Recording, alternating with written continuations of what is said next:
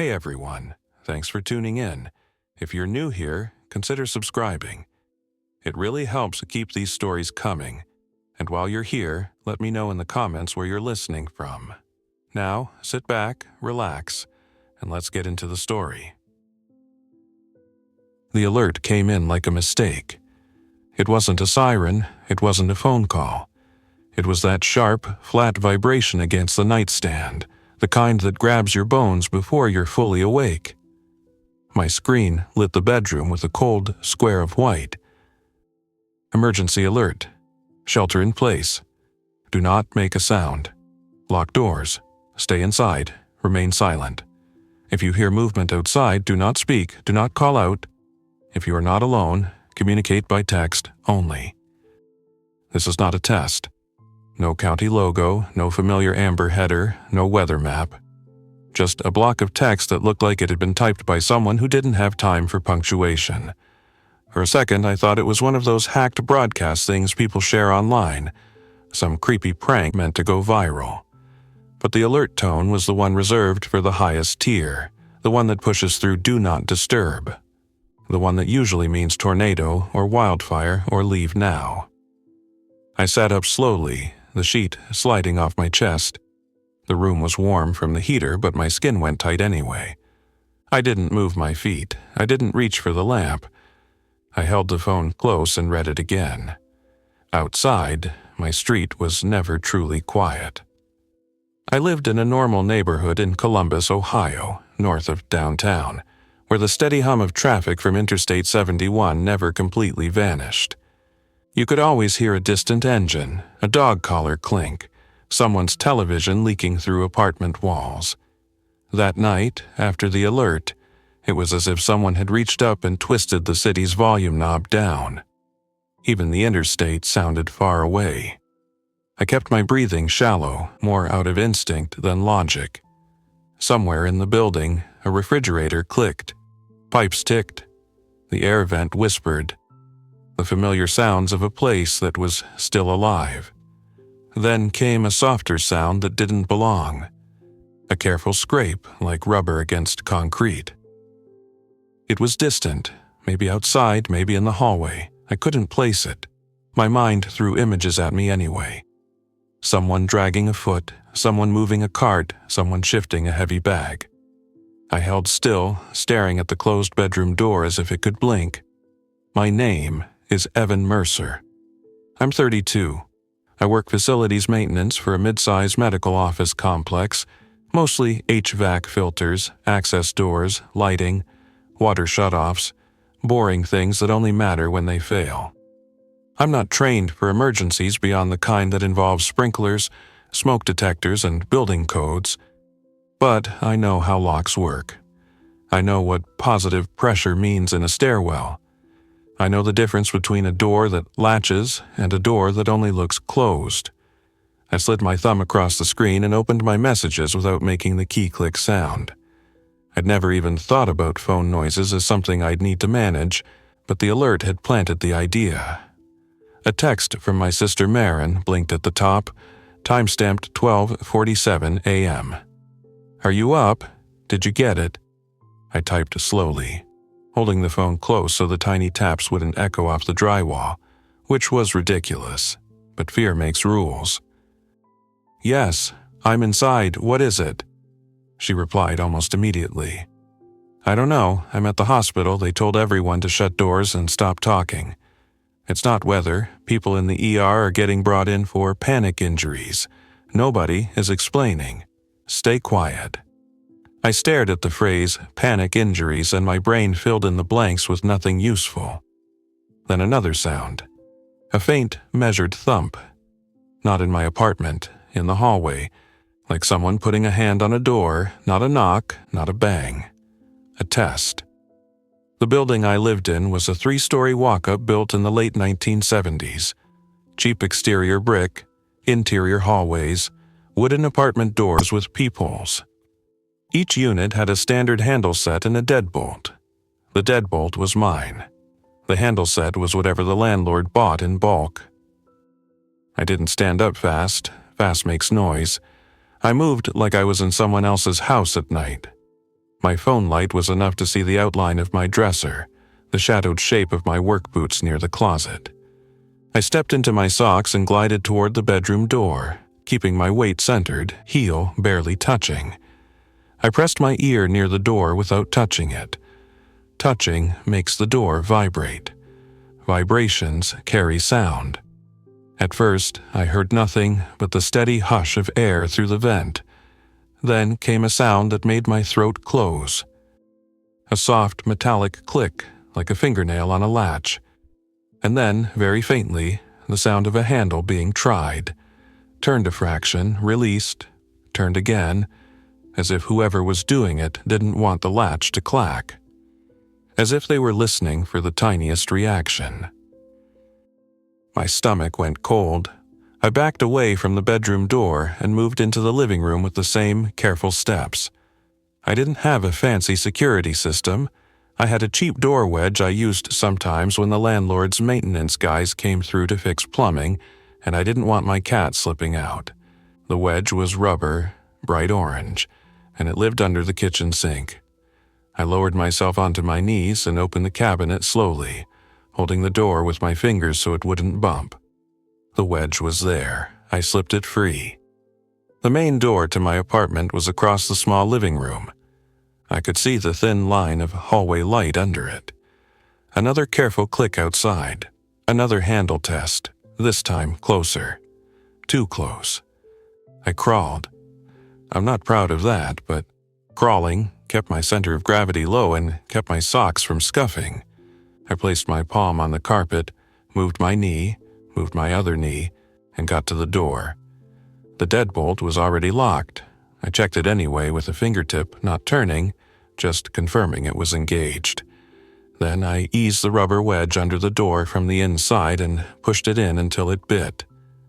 It wasn't perfect because the door opened inward and the wedge was on carpet, but it gave the door an extra layer of resistance. If someone shoved the door, the wedge would compress and grab. It would also squeak if it moved fast, so I made sure it was set snug. I stayed there, kneeling, my ear near the door. The hallway was quiet. A minute passed. Then I heard it.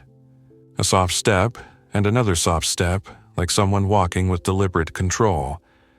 The pace was wrong for a neighbor wandering to the vending machine or a late-night bathroom run. Those are sloppy. This was careful. Listening. The steps stopped directly outside my door. I held my breath without meaning to. My chest tightened. The urge to cough came out of nowhere, one of those throat tickles that feels like your body betraying you. I pressed my lips together and swallowed it down. A faint sound at the door.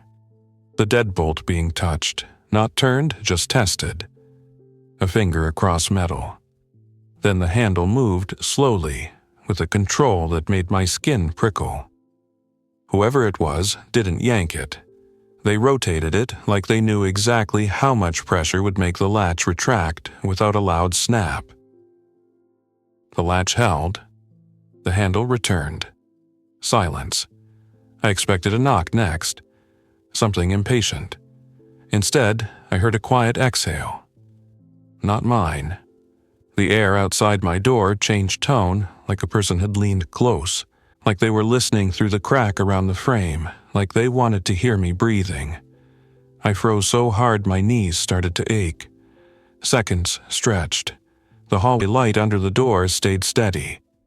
Then the footsteps moved on, drifting away down the corridor, pausing at another door, repeating the same patient routine. Handle, pause, listen. That's when it hit me. The alert hadn't said, "Don't go outside because something is dangerous." It said, "Do not make a sound," like sound itself was the trigger. I crawled back from the door and sat with my back against the wall, phone in my hand.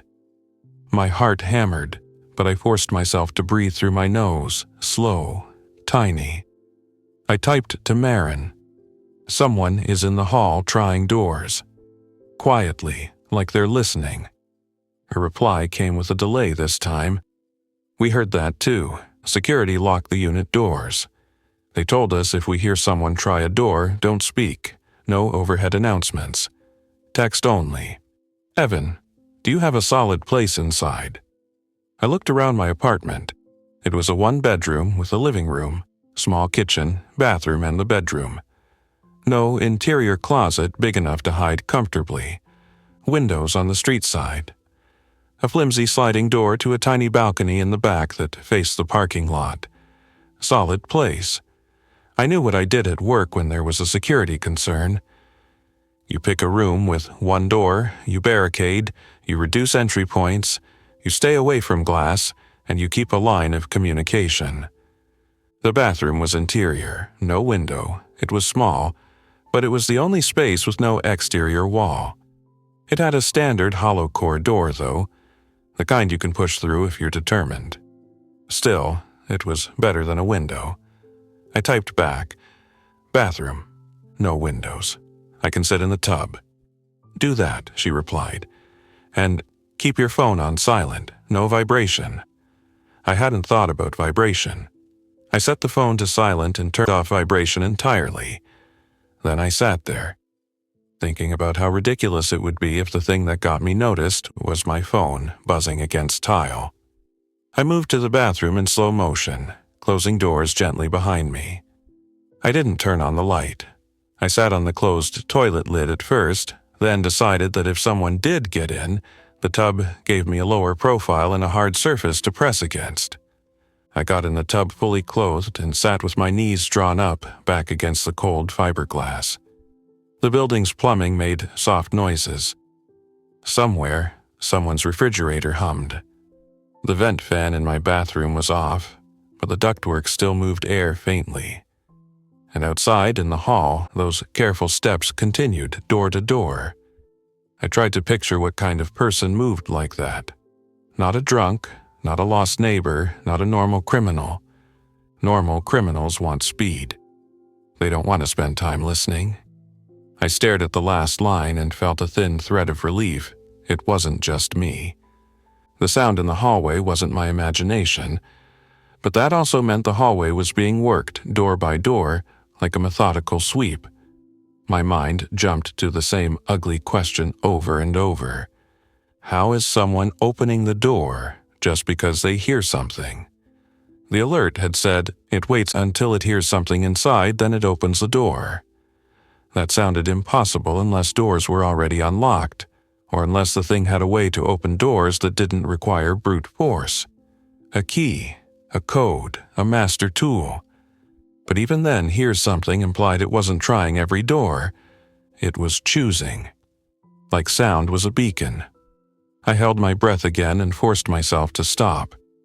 Breathing wouldn't give me away unless someone had their ear pressed to my door, unless they were that close. My phone clock rolled to 1:03 a.m. A faint sound came from my balcony door. A soft tap. Not a knock, not a bang. A tap, like a fingernail. I stared at the bathroom door, as if I could see through it. My balcony faced the parking lot. If someone was out there, they'd have to climb the exterior staircase or use the service alley. Another tap, slightly lower, as if something had shifted position. My apartment suddenly felt smaller. I pulled up Marin's contact and typed, "Something is tapping my balcony door." No reply for several seconds. When she answered, her words felt clipped. "Do not go to the window. Do not speak. Do not move fast. If you have a second lock on the balcony door, check it slowly." I didn't. It was a cheap latch. I'd meant to buy a security bar and never did. I stayed in the tub and listened. The tapping stopped. Then came the sound that changed everything. The faint slide of something against glass like a palm or a sleeve, moving slowly across the door. My heart jumped into my throat. I pressed my hand over my mouth even though I wasn't making sound. The motion on the glass paused, as if whatever was there had found a better listening position. Then the handle of the balcony door moved. It didn't rattle, it didn't jerk. It rotated with patient pressure. The latch held for a second. Then the handle rotated again, a little more assertively, as if testing the limit. The cheap latch made a tiny, betrayed squeak. The door didn't open. But I knew it could. Those sliding doors always have slop. You can lift them, wiggle them, and they give. I squeezed my eyes shut, fighting the urge to do anything loud. No sudden sprint, no calling 911. The alert had explicitly said not to call out. But I still needed information. If this was happening across the city, someone somewhere would be broadcasting instructions. I thought about the old battery radio I kept in a drawer for storms.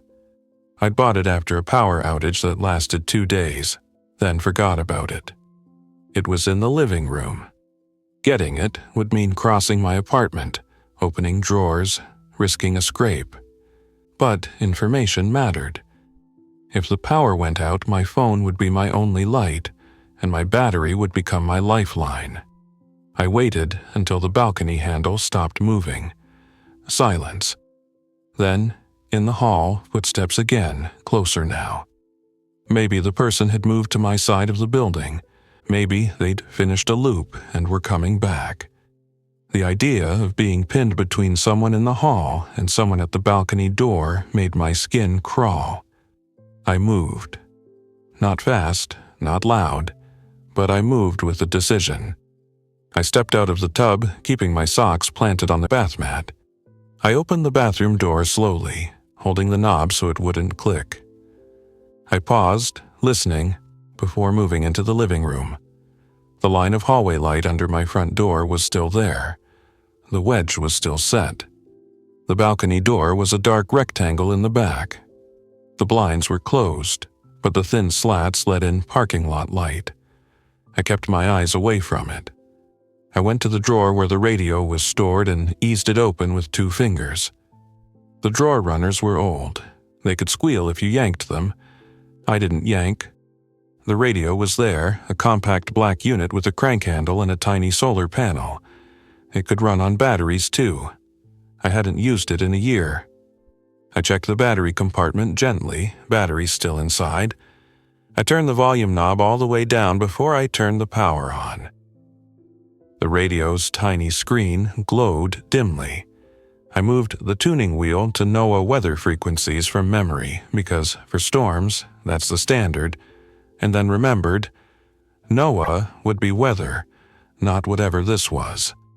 Still, sometimes emergency info piggybacks on any system that reaches people. I raised the volume a fraction, just enough to hear if I held the speaker close to my ear. Static. Then a voice, faint and clipped, repeating in a loop like a recorded message. "This is the Franklin County Emergency Management and Homeland Security," the voice said, careful, formal, like someone reading from a script while trying not to sound afraid. "If you are hearing this, remain indoors. Do not engage with persons attempting entry. Avoid producing audible noise. Disable device alerts and vibrations. Use text messaging. Do not open doors for anyone claiming to be officials unless verified by visual ID through a secure barrier. If you are in a multi-unit building, move away from doors and windows. If possible, shelter in an interior room. Updates will follow." So it was real. Real enough to be on a recorded loop. The message didn't say what the threat was. It didn't say, "armed intruders," "chemical spill," "escape animals," "storm." It just repeated the rules. Do not open doors. Do not make noise. The hair on my arms lifted. A new sound came from my front door, a gentle tap. Not on the wood, on the metal peephole maybe. A light contact that could have been a fingernail. Then another tap and another, slow, as if someone were checking if I'd react. My throat went tight. I lowered the radio, I turned it off. The tap became a soft pressure sound, like someone's palm placed against the door, pushing just enough to feel if it moved. The wedge held. Then a sound that made my blood run cold. A key sliding into a lock. Not my deadbolt, the handle lock. I froze in the middle of my living room, radio in one hand, phone in the other. My eyes fixed on the door like it was a live wire. The key turned. Very carefully. My handle lock clicked, quiet, controlled. My deadbolt was still engaged. The wedge was still under the door. But whoever was out there had a key to my building's standard handle lock. They withdrew the key and paused. And then, close to the door, I heard a soft, almost gentle sound. Breathing. Someone leaning in. Listening. I felt my own breathing become the loudest thing in the world. I stepped backward, slow, toward the bathroom again, holding my phone close. I typed to Marin, keeping my hands steady. Someone has a key. They unlocked my handle. Deadbolt still locked. Her response came fast. Stay inside, do not speak, do not move near the door. If you can, get to an interior space. If they can unlock handles, they might try multiple units. Don't react. I backed into the bathroom and closed the door slowly, not latching it fully, just pulling it nearly shut so it wouldn't click. I sat on the floor against the tub, knees up again. Outside, the deadbolt rattled just once, like a fingertip testing it. Then silence. Then the key sound again, sliding in, turning, as if whoever it was had decided to reset the handle lock, perhaps to make it look untouched. The handle clicked softly. They were calm. They were methodical. Then footsteps moved away. I sat there, barely moving, listening to the receding steps. My mind replayed the key sound over and over. Landlords have master keys. Maintenance has keys. That meant the person in the hall either belonged in the building, someone with access, or had gotten access keys from someone else. The alert said it opens the door after it hears something. That could simply mean it doesn't waste time on empty units. It listens for signs of life and then uses keys, which meant silence was camouflage. A new message popped in the tenant group. Dana 1A. Someone opened 1C. I heard the door, then nothing, no yelling, but I heard footsteps inside their unit. Marco 2C. Call police? Dana 1A. No. Alert says no sound, text only. Police maybe can't come. Kira 3. B. I'm in my closet. I heard a whisper outside my door. Like someone said my name. I didn't answer. Marco 2C. How would they know your name? I swallowed hard. How would they know? A building directory by the mailboxes, names on packages, social media, delivery labels, a lot of ways. But someone said my name felt different. That wasn't a generic hello in a hallway. That was targeted. I turned off my phone's screen and held it tight, trying to conserve battery. In the dark bathroom, I let my eyes adjust. The quiet became thick. My ears strained for every tiny shift. Minutes passed, maybe 10, maybe 20. Time turns weird when you're trying to be invisible. At 1:29 a.m., another emergency alert came through. This one was shorter. Update. Remain sheltered. If entry is attempted, do not respond. If you have pets, secure them. Avoid running water, avoid televisions, avoid alarms. Do not attempt to leave. Avoid running water. That detail hit me harder than anything else so far, because it was specific and it was practical. Running water makes a distinct sound. So does a toilet refill, a sink faucet, a shower. So did my building's old pipes. If they were telling people to avoid water, it meant someone, somewhere, had already learned that even small household sounds were enough to draw attention. I needed to use the bathroom, but I refused to flush. I refused to run the sink. I accepted discomfort as the price of being quiet. I texted Marin again. Update says avoid running water. You hearing anything there? Her reply came slower this time, as if she had to wait between tasks. We're on backup protocols. Unit doors locked. They moved non-critical patients away from windows. We heard someone in a stairwell. Security used cameras. They saw a person standing at a door still, like they were listening. No forced entry, just waiting. Then they walked away when someone's phone rang on another floor, like they followed it. A person standing still at a door, listening. That image stayed in my mind like a photograph. Then she sent another message. Evan, if you have to relocate inside your unit, go interior. Closet, bathroom, behind tub. Don't be near a door. If they get in, they move slow. They listened for movement. I stared at the words "if they get in" and felt my throat tighten again. My apartment wasn't a bunker. It was drywall and cheap locks. If someone with keys decided my unit was worth entering, my deadbolt would slow them but not stop them if they had time. The wedge helped, but it was a temporary fix. If they pushed hard enough, the wedge might slip on carpet. I needed a better plan. In my work world, a better plan meant layers, hard barriers, distance, and an exit route. But my exit route was either the hallway or the balcony. Both were dangerous if something was outside waiting for sound. I thought about the building's back stairwell. There was a service stairwell at the far end that led down to the parking lot, usually used for moving furniture. It had a heavy metal door with a closer and a push bar. Those doors latch hard and make noise when they slam, but they can be held, they can be controlled. If I had to move, the goal wouldn't be to run. It would be to move like a ghost. But the alert said, "Do not attempt to leave." That meant the street wasn't safe. The threat wasn't contained to my building. It was moving through neighborhoods. I imagined a whole city sitting motionless in dark rooms, phones glowing, people breathing through their hands. I sat on the bathroom floor for a long time, listening to the building settle. At 2:10 a.m., a new sound came, faint but distinct. A door opening down the hall. It was a soft hinge sound, a gentle movement, like someone slowly pulling a door inward, the kind of sound that doesn't happen by accident.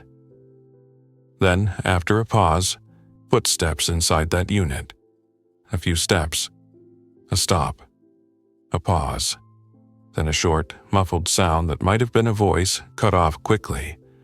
My muscles locked, my skin prickled. I waited for shouting, for banging, for something loud and obvious. Nothing came. Just the sound of someone moving inside the neighbor's apartment, slow and controlled, with pauses that felt like listening. I realized then that the worst part wasn't noise. The worst part was the absence of it, the way the building held its breath. My phone lit with a new text from Marin. Hospital just got a county briefing. They won't say details, but they think it's organized. People using keys. People using quiet methods. Sound triggers them to focus on a unit. They move in teams. Organized. Teams. Keys. It was starting to sound less like a creature and more like people. People running an operation with a rule set. Listen, approach, enter, search, move on. But why would an emergency alert be written like a monster story? Why would officials say, "It opens the door," instead of "intruders with keys"? Unless they didn't want people to think they could fight. Unless they didn't want panic. Unless they didn't want people rushing into hallways screaming. Or unless the thing doing it wasn't fully understood. My eyes moved to the bathroom mirror, a dark rectangle reflecting nothing. I looked away. I tried to think like someone in emergency management. Alerts are usually carefully worded. They're tested. They have templates. This one was raw, urgent, almost personal. It sounded like someone learned the rules the hard way and pushed them out. At 2:26 a.m., there was a soft vibration in my pocket that I almost forgot I'd disabled. The vibration wasn't my phone. It was the building itself. A faint shudder through the floor, as if a heavy door had been closed somewhere below, controlled but not perfectly. Then, far away, a car alarm chirped once, like someone had brushed a handle. And after that, the neighborhood went dead silent again. I thought about my downstairs neighbor, an older guy named Ron who always watched late-night sports and let his TV volume drift. If his TV was on right now, it could be a beacon. The alert had said avoid televisions. I wanted to text him, warn him, tell him to turn it off. But any message might vibrate his phone if he didn't know to disable it. Any vibration might make noise. And if he was already in trouble, a buzz could be the thing that drew attention. I stared at the message screen and did nothing. The helplessness sat on my chest like weight. At 3:02 a.m., I heard someone on the stairs outside moving between floors. The stairwell in our building was enclosed but not soundproof. Footsteps traveled. These were measured, careful steps, one foot placed fully before the next, like someone trained to move quietly. They stopped near my floor. Then came that gentle testing sound again. Hands on doors, a subtle handle movement, pauses. The steps approached my unit. I pressed my palm to my mouth. My front door handle moved slowly, a controlled rotation. My deadbolt held. Then came the soft sound of a key in the handle lock again. It turned, then stopped, as if whoever was out there had realized the handle lock was already unlocked from earlier. A pause. A longer pause. And then the sound of something soft being placed against my door, like a cloth, or a sleeve, or a gloved hand. Something that would dampen noise. My blood went cold. They were preparing to work the deadbolt. I was in the bathroom, interior, quiet. But the bathroom door wasn't locked. If they came in, they could find me if they searched. In my head, I ran through every facility detail I knew. Deadbolts are strong and sheer, but the weak point is the frame. If you apply steady force, the screws can tear out. Many apartment frames are held by short screws that barely bite into the stud. A person who knows that can defeat a door without a lot of drama. The wedge would help. But if they already had the handle unlocked, they could apply pressure while turning the knob, trying to defeat the wedge's grip. I needed to disappear further. My bedroom closet was small, but it was deep enough to stand in, and it was full of hanging coats that could break up my silhouette if someone opened the closet door. The closet was also interior, but moving there meant crossing the living room and passing within a few feet of the front door. If they were listening at the door, they could hear my socks on carpet. They could hear fabric shift. I stayed still and made the choice that felt safest. Do not move while the threat is at the door. The door made a tiny sound, almost too small to be real, as pressure increased. The wedge compressed slightly. A faint rubber squeak whispered, a sound so slight that I might have imagined it. Then the pressure eased. The handle moved again, slowly. The door didn't open. A long pause followed, so long I wondered if they'd left. Then, right outside my door, I heard a sound that was almost gentle. A whisper. It wasn't loud enough to catch the words clearly, but it had a shape. Like someone saying something close to the wood. My brain tried to force meaning onto it. My name, a question, a request. Then the whisper stopped. More silence. And then footsteps moved away. I didn't move for a full minute after the steps faded because I couldn't trust distance. Sound travels. People can stop and listen again. Finally, when my legs began to cramp, I shifted my weight slightly, slow enough that the fabric of my jeans didn't scrape. My phone lit with a new message from Marin. They breached a house in German Village. Family had a baby monitor on. The audio was picked up from outside. They entered quietly. Police arrived later, but nobody wants to use sirens. Evan, whatever it is, it's tracking sound. Keep everything off. German Village was south of downtown, not far in city terms. Too close. I typed back with trembling fingers. They were at my door, key and lock, whispered, "Left." Her response came with a delay that felt like an hour. "I'm sorry, stay still, dawn is soon. Usually things change when daylight comes, keep radio ready." Dawn. As if daylight would change the rules. But I clung to the idea anyway because my brain needed something to aim at. I sat in the bathtub again, this time with the shower curtain pulled partly closed, not all the way because the rings squeak on the rod. I made myself small and listened until my ears rang with it. At some point, exhaustion did what fear couldn't. It forced my body into a light, fractured sleep. I woke to the dim gray shift of morning leaking under the bathroom door. My phone read 6:18 a.m. Another alert, this time longer and more structured as if officials had gotten their footing. Emergency update, 6:15 a.m. Continue sheltering indoors. Do not open doors for any reason. Keep all household noise to a minimum. Do not run appliances. Do not use televisions, radios at audible volume, or speakers. If you must communicate, use text. If you are in immediate danger and must contact emergency services, do so by silent text to 911 where available. Await further instructions. Text to 911. That was the first practical tool I'd seen that acknowledged the obvious. People would need help. I didn't even know if Franklin County supported it. Some places do, some don't. But the fact it was mentioned meant someone was trying to adapt. My muscles ached as I unfolded myself from the tub. The apartment was cold now. My heater had cycled off hours ago and the air felt stale. The world outside my windows was waking, but not the way it should. No kids running, no car doors slamming, no garbage trucks. Just a muted stillness.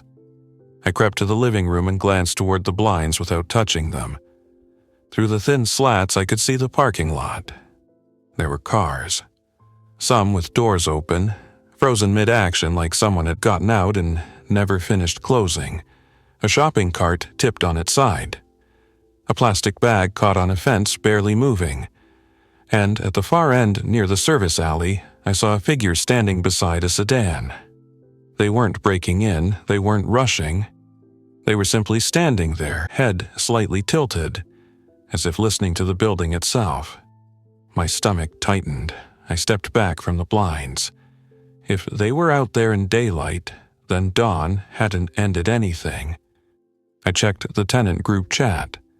It had become a stream of short, frightened texts. Kira 3. B. I can hear them outside my door again. Dana 1. A. Someone in stairwell. Footsteps. No one talking. Marco 2C. My smoke detector chirped low battery. I threw a towel over it. Please don't let it chirp again. Dana 1A. Do not touch it if it will chirp. Marco 2. C. I already did. It's quiet now. A low battery smoke detector chirp was a nightmare in this situation. That single periodic beep could draw someone like a lighthouse beacon. I thought about my own detector and felt a wave of dread. It was ceiling mounted in the hallway near my bedroom. I couldn't remember when I last changed the battery. I didn't want to touch it. Touching it could set it off. Some detectors chirp when they're disturbed. Some chirp when power is restored. Some chirp when dust gets into the sensor. And then the reality hit. If the power went out or surged, alarms all over the city might start chirping. Car alarms, security systems, backup beeps, refrigerator beeps. Sound would explode everywhere, and whatever was listening would have a map made of noise. I needed to keep my own place as quiet as possible. That meant planning for the next 12 hours with minimal movement. I gathered supplies the quiet way. I filled a cup with water, slowly, at the sink with the stream barely turned on, then stopped immediately. The water sound seemed enormous in the quiet apartment. I carried the cup to the bathroom and set it down carefully on the counter. I grabbed granola bars from the pantry and opened the wrapper slightly, then stopped because the crinkling sounded too loud. I set them aside unopened. I moved my phone charger into the bathroom and plugged it in gently, hoping the outlet didn't spark or crackle. Then I sat on the bathroom floor again and waited. Around 8:30 a.m., the building's hallway made a sound I hadn't heard yet, the muted thump of something heavy being set down. Then the soft roll of wheels. A cart. Maintenance cart, my mind said automatically. I'd pushed those carts. They rattle. This one didn't. It rolled slowly, controlled. The cart stopped outside a unit. A handle tested, a pause, then a soft click. Someone entered. The cart rolled again. Stop. Handle, pause, click. It was moving systematically down the hall. I felt my heart accelerate. They were doing it in daylight, openly, with tools. My phone buzzed with a text from Marin. Our building had a laundry room in the basement. It was accessed by the main stairwell and had a heavy steel door with a keypad that never worked right. The laundry room had cinder block walls, no windows, a single metal door. It might be the most secure place in the building if it was empty and if the door could be held closed. But getting there meant opening my apartment door and stepping into the hallway where the cart was moving. Not an option while the hall was active. The cart stopped outside my door. I could tell because the rubber wheels ceased and the hallway quiet changed tone. I was in the bathroom again, but I could still hear the faintest sounds.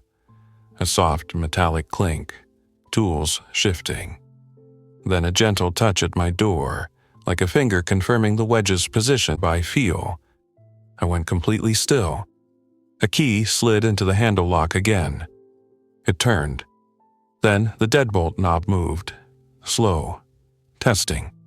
My deadbolt held. It required a key from the outside. I had changed nothing on it since moving in. It came with the unit. That meant the landlord, someone with the right keys, could open it. And if the people in the hall had the landlord's key set, my deadbolt wasn't protection. It was a delay at best. The key went into the deadbolt. I heard the faintest metal-on-metal sound and wanted to scream.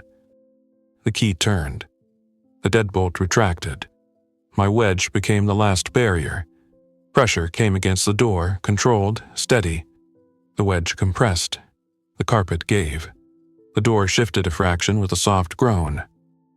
I swallowed my panic. I pressed my hand against my mouth and lowered my breathing until it was barely there. The door moved again. A fraction more. Then stopped, as if whoever was outside had decided to pause and listen. I held still so hard my whole body shook. Then, very close, that whisper again, clearer this time, still too soft to understand but undeniably human. It was coaxing. It sounded like a person trying to soothe a scared animal. My eyes watered with fear and frustration. I couldn't do anything, any movement could make sound. Any sound could invite entry. The wedge squeaked faintly as pressure resumed, and I hated myself for not having a better barrier. The door opened an inch. Light from the hallway cut into my living room. The wedge held, but it had slipped slightly. The door had gained a gap. In my mind, every alarm bell rang. The gap meant air movement. It meant a view inside if someone leaned down. It meant they could insert something to defeat the wedge or shift it. The door moved another fraction, and then it stopped. Silence. A long silence. In the gap, I imagined an eye at floor level, searching. I didn't move. Then, unexpectedly, the pressure eased and the door closed again, gently, as if someone had decided not to commit. I heard the deadbolt click back into place. The handle lock clicked. Footsteps moved away. The cart wheels rolled. I sat in the bathtub shaking, not from cold, but from the delayed flood of adrenaline that had nowhere to go. After several minutes, Marin texted, "Are you okay?" I realized I had never replied to her previous message and she was checking on me. They opened my deadbolt, got the door cracked but didn't come in. They locked it back and left. A long pause, then. That means they have full access keys. You cannot rely on your door. You need concealment and a secondary secure space. If the hall clears, consider moving to basement laundry or a locked interior room. But only if the hallway is empty and you can move silently. Concealment. Secondary space. I stared at my bathroom and felt the truth settle in. I was waiting to be discovered in a place that was obvious. If they came in and searched, the bathroom would be one of the first stops. I needed a hiding spot that didn't look like a hiding spot. I thought about the mechanical chase behind my bathroom, an access panel that led to plumbing lines. But opening it might make noise and it wasn't big enough. I thought about my closet, packed with coats, boxes, my winter gear. I could get behind it. But closets are obvious too. Then my mind went to something I had noticed when I moved in and then forgot. There was a small utility nook in the hallway outside my unit. A locked cabinet where the building's telecom lines ran. I'd seen maintenance open it once. It wasn't big enough for a person, but it was a clue. This building had hidden spaces that weren't for tenants, like the basement. I checked the time, 10:12 a.m. The cart had moved away. The hallway sounded empty. But I couldn't trust sound alone. Silence was the new camouflage for them too. I made a decision that felt like stepping off a ledge. I would move to the basement laundry room if I could do it without noise. Not now. Not immediately. I needed to prep. I needed to move like I was handling glass. I gathered essentials into a soft backpack. Soft because zippers and hard buckles clack. Phone, charger, radio, water bottle, partly filled, no sloshing. A hoodie, my small first aid pouch from my work bag, granola bars still unopened. Keys. I also grabbed a pair of work gloves. Nothing dramatic, just nitrile-coated fabric gloves that let you grip things without slipping. And then I sat again and waited another full hour, listening for footsteps. Around 11:30 a.m., my building made a new sound. The front entry door opened on the ground floor, that heavy metal door with its distinctive latch clunk. Then came quiet voices, muffled, brief, followed by silence again. My mouth went dry. They were inside again. I froze in the bathroom, backpack at my feet. The footsteps came up the stairwell, slow. Stop. Pause. Then the cart wheels again, softer this time as if they'd replaced them or were rolling on a cloth. It came onto my floor. I held my breath. I pressed my phone to my chest. The cart stopped outside my door again. A pause. Then, to my shock, the handle turned and the door opened wider this time. The wedge must have been shifted enough earlier to reduce its grip. The door opened with almost no sound. Someone knew how to move it without creaking. Light flooded the living room. I stayed still in the bathtub, curtain partly drawn, my body tucked tight. Footsteps entered my apartment. Not rushing. Not searching wildly. Just one step, then a pause. Another step, then a pause. Listening between each movement. They were mapping the space by sound, like a person feeling their way in a dark room. One of them moved toward the kitchen. I heard the faintest brush of fabric against my couch as someone passed. A second set of footsteps remained near the doorway, as if guarding, as if staying ready to leave. A whisper in the living room. Soft, controlled. Then the kitchen cabinet opened gently. I heard the faintest wood-on-wood sound. My stomach tightened. I had left the cabinet closed. Someone was searching. They opened a drawer, slowly, no rattle. They knew how to do this. I stayed perfectly still, and my mind screamed at me to run, to do something. But the rules were clear. Sound was what they wanted. I heard the refrigerator door open. No, not open, just the seal being tested with a hand. then closed again. Someone not interested in food, someone interested in signs of life. Then footsteps moved toward the bedroom. The bedroom door opened quietly. A pause. Then a soft rustle, like clothing being moved. My closet. I pictured my coats shifting, boxes being nudged. I squeezed my eyes shut. The person in the bedroom whispered again, too soft to understand. The whisper sounded almost disappointed. Then the bedroom footsteps moved toward the bathroom. I felt my muscles lock so hard my legs cramped. The bathroom doorknob turned slowly. The door opened an inch. The person paused. I could almost feel them listening through the crack, as if they expected to hear my breathing. I forced my breath to slow. In through my nose, out through my nose, tiny. The bathroom door opened wider. Light fell into the bathroom, pale and flat. I was in the tub, behind the curtain, partly obscured. The curtain was a cheap pattern. If someone looked directly, they might see my outline. If they stood still long enough, they might notice the slight movement of the curtain from airflow. The person didn't step in immediately. They paused in the doorway, listening. Then, slowly, they stepped into the bathroom. A second person stayed outside. I could tell by the lack of other movement.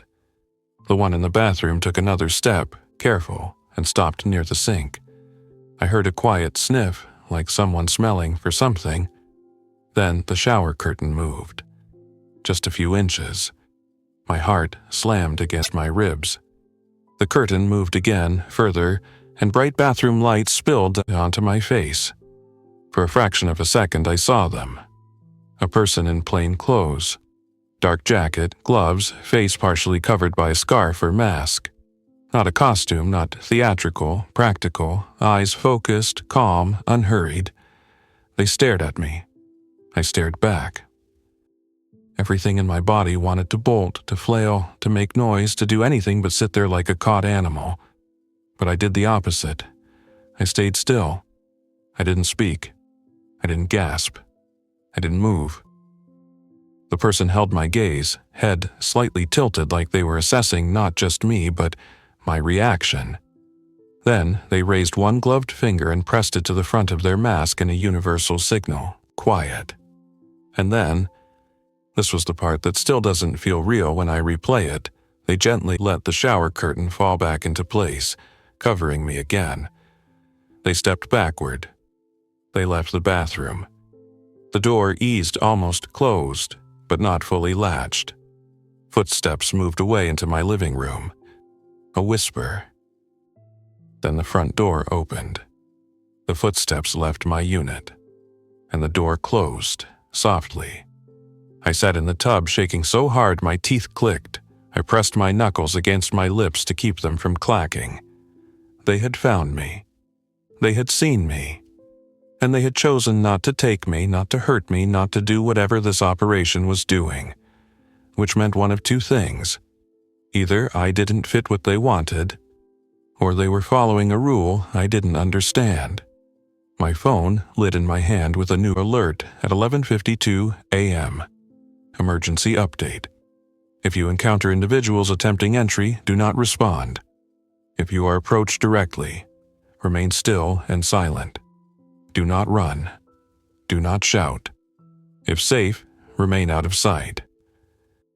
Remain still and silent. Do not run. The alert wasn't telling people how to defend themselves. It was telling people how to survive an encounter. Because running made noise. Noise made you a target. I typed to Marin with trembling hands. They came inside. They found me. They looked at me and left. They signaled quiet. This is human. They have keys. They're not frantic. It's organized. Her reply came almost immediately, like she'd been waiting for the moment someone finally had direct contact. That matches other reports. Evan, listen. Hospital heard rumors it's a containment sweep. They're moving people out silently. Some are being relocated. Some are being left if they comply. Nobody trusts it, but the pattern is consistent. Still and silent =, lower risk. Noise =, focus. Do you have any identifying papers? ID? I did. My wallet, my work badge, my driver's license. I typed back, yes. Keep them accessible. If they return and gesture, comply slowly. No sudden moves, and try to move to a more secure interior location if you can without noise. But don't go into hallways if you hear movement. Containment sweep. Relocation. Those words sounded official, but the way it was happening, keys, whispers, silence, didn't feel like anything I recognized as normal public safety. I sat for a long time thinking about that person's eyes, calm, assessing. Not surprised to find me. Not interested in arguing. Just checking. As afternoon came, the building stayed unnaturally quiet. No one ran laundry, no one cooked, no one played music. We were all holding our breath, waiting for a rule to change. Around 2:40 p.m., another update came. Neighborhood Safety Update. Designated quiet routes will be established after nightfall. Do not attempt movement until instructed.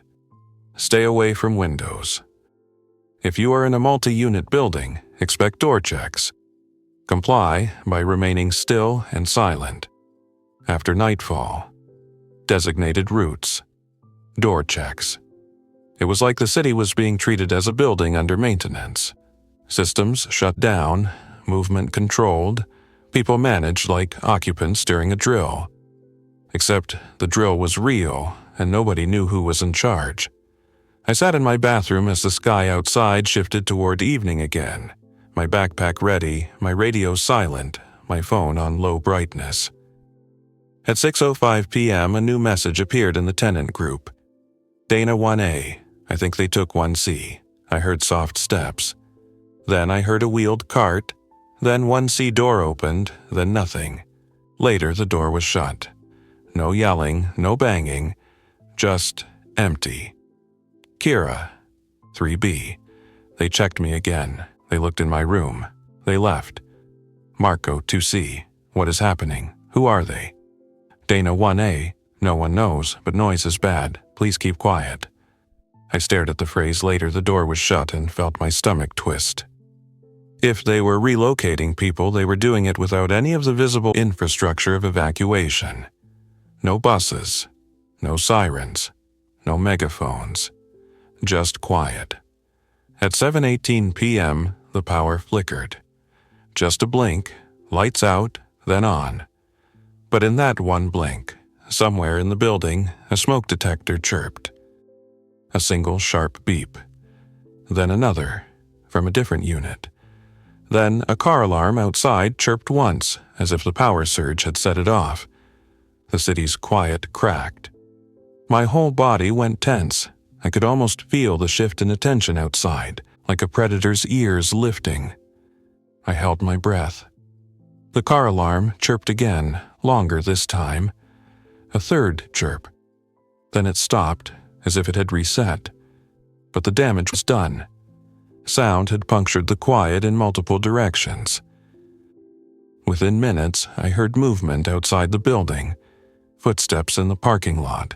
Faster than earlier, still controlled but more urgent. Someone moving toward the source. Then, in the hallway, quick steps. Still quiet, but quicker than the slow searches from earlier. They were responding to sound. My phone lit with Marin's text. Power flickers here too, beeps everywhere. Security says teams are moving faster. Stay hidden. This is the worst time. The hallway footsteps paused at my door. A hand touched the handle. The deadbolt key slid in. It turned. My door opened a few inches again. This time, there was no long listening pause. A whisper came through the gap, soft but clear enough to understand. Still. One word. An instruction. I stayed in the bathroom tub behind the curtain, still, silent, my heart pounding.